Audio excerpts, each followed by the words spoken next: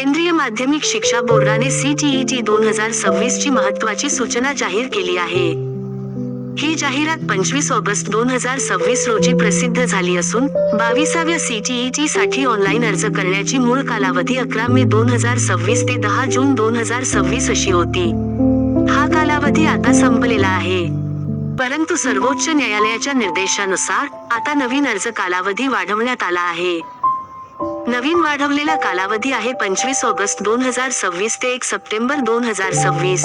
महत्त्वाची सूचना अशी की ज्या उमेदवारांनी आधीच मे 11 ते जून 10 या कालावधीत अर्ज केलेला आहे, त्यांना पुन्हा अर्ज करण्याची अजिबात आवश्यकता नाही. त्यांचा अर्ज ग्राह्य धरला जाईल. 22व्या CTET परीक्षेची तारीख अजून जाहीर झालेली नाही. पोर्टल बंद झाल्यानंतर क्षा दिनांक अधिकृत वेबसाईटवर जाहीर केला जाईल. ही वाढीव संधी का देण्यात आली आहे? तर सर्व पात्र उमेदवारांना टेट पात्रता मिळवण्यासाठी वाजवी आणि समान संधी मिळावी, या उद्देशाने सर्वोच्च न्यायालयाच्या निर्देशानुसार CBSE ने हा निर्णय घेतला आहे. महत्त्वाचे मुद्दे लक्षात घ्या. हा CTET चा 22वा एडिशन आहे.